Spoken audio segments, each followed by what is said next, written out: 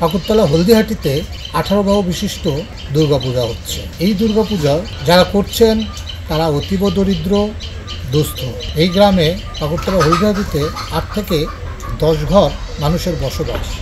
তারা দারিদ্র সীমার নিচে বসবাস করে, কিন্তু তাদের ইচ্ছা শক্তি প্রবল। তারা মায়ের আরাধনা করতে চায়। মহিষাসুর যখন স্বর্গরাজ্য আক্রমণ করেন তখন দেবতারা পরাস্ত হয়ে নানানভাবে আত্মগোপনে থাকেন এবং পরবর্তী সময়ে বিভিন্ন দেবদেবী সহ ব্রহ্মা বিষ্ণু সহ মহাদেবের কাছে নিকটে যান এবং মহাদেবের কাছে গিয়ে সব স্তরে সব কিছু বলেন যে আমাদের রাজ্য আক্রমণিত হয়েছে, আমরা পরাস্ত হয়েছি।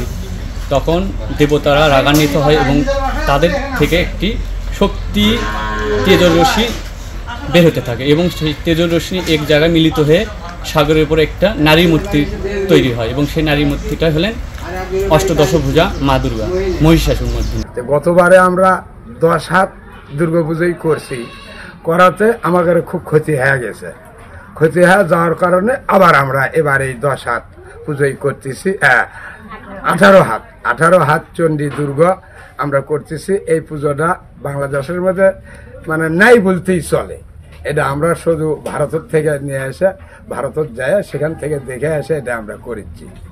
আমরা সহযোগিতা সরকার থেকেও পাইছি, টেউনো মহোদয় তাই আমাদেরকে একেবারে ভালোভাবে বুঝেছে পুজো কীভাবে সুষ্ঠুভাবে চালাতে হবে তাই বলছে বা তাই অনুদানও দিছে। মহালক্ষ্মী দুর্গার ধ্যান।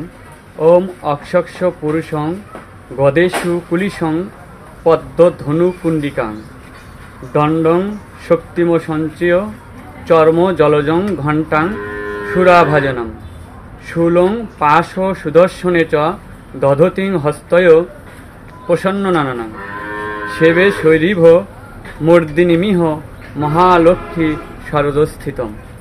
এই মন্ত্রে অষ্টদশভুজা মা দুর্গার 18 হাতের বর্ণনা আছে এবং প্রতিটি হাতে 18টি অস্ত্র নিয়ে মা জগৎ প্রতিপালন করেন।